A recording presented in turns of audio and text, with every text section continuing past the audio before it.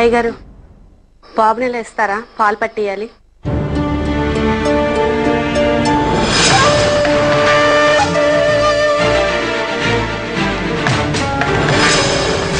ఆ పాల సీసాలు ఇచ్చి నువ్వు వెళ్ళు.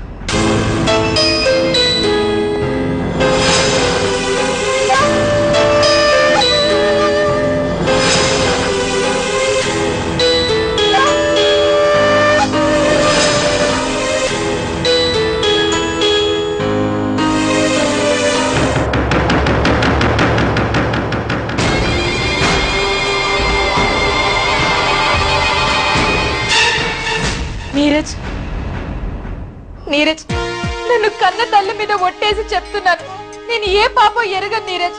వీడు మన కన్న బిడ్డే నీరజ్, నా పేగు తెంచుకుని పుట్టిన బిడ్డ నీరజ్. ఆవిడేదో పిచ్చెక్కి నోటికొచ్చినట్టు మాట్లాడితే నువ్వు ఆ మాటలన్నీ ఎలా నమ్ముతావు నీరజ్? నేనే కాదు, ఏ ఆడది అలాంటి పాపానికి పాల్పడదు. ఇదంతా నిజం కాదని, నువ్వు ఇవేవి నమ్మట్లేదని నోరు తెరిచి నాకు ఒక్క మాట చెప్పు నీరజ్.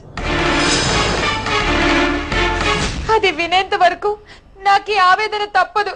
చెప్పు నీరజ్. నమ్మద్దంటావా? సురేఖ పిన్ని చెప్పిన వాస్తవాలని అస్సలు నమ్మద్దంటావా?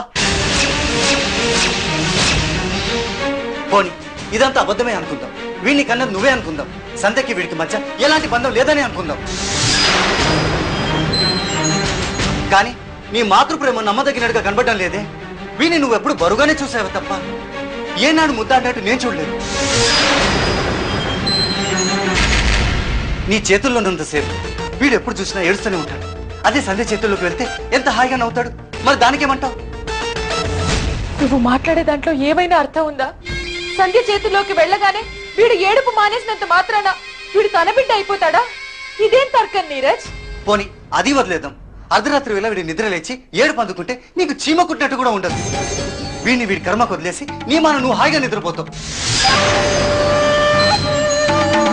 అదే పరిస్థితుల్లో సంధ్య అయితే తల్లడిల్లిపోతుంది. తనే స్వయంగా వచ్చి బాబుని తీసుకెళ్లి బుజ్జకిస్తుంది. ఇదేనా నీకు లాజికల్ గా కరెక్ట్ అనిపిస్తుందా? నువ్వు ఎన్ని రకాలుగా మార్చి అడిగినా నా సమాధానం ఒక్కటే నీరజ్. మొదటి నుంచి సంధ్యకి పిల్లలంటే ఎంతో ఇష్టం. పైగా దురదృష్టవశాత్తు తన బిడ్డని పోగొట్టుకుంది. అందుకే ఆ లోటుని తీర్చుకోవడం కోసం నాకన్నా ఎక్కువగా నా బిడ్డని తను ప్రేమించింది. అంత మాత్రాన నేను వీడికి తల్లిని కాకుండా పోతానా? కాదని నాకు అనిపిస్తుంది.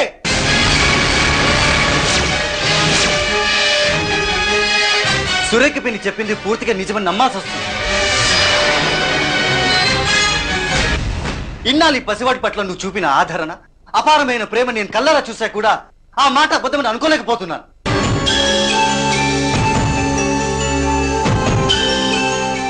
అవునా? అయితే వీడి నా కొడుకు కాదంటావు, వీడిని కన్నది నేను కాదంటావు, సంధ్య దీన్ని కడుపారా కన్నదంటావు. అంతే నన్ను చెప్పదలుచుకుంది. రేఖ, ఇది ఒక్క పూటతో తేలిపోయే విషయం కాదు. అలాగని వీడు నీ కొడుకు కాదు అని నేను అనను.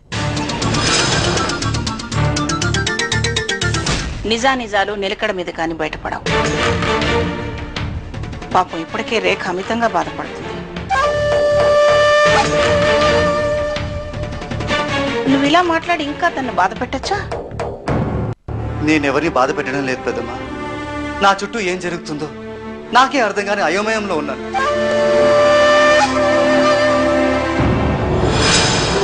నా బిడ్డకి నిజమైన తల్లి ఎవరు నాకే తెలియని పరిస్థితిలో ఉన్నాను. వీడిని కాసేపు నీ దగ్గరే ఉంచండి.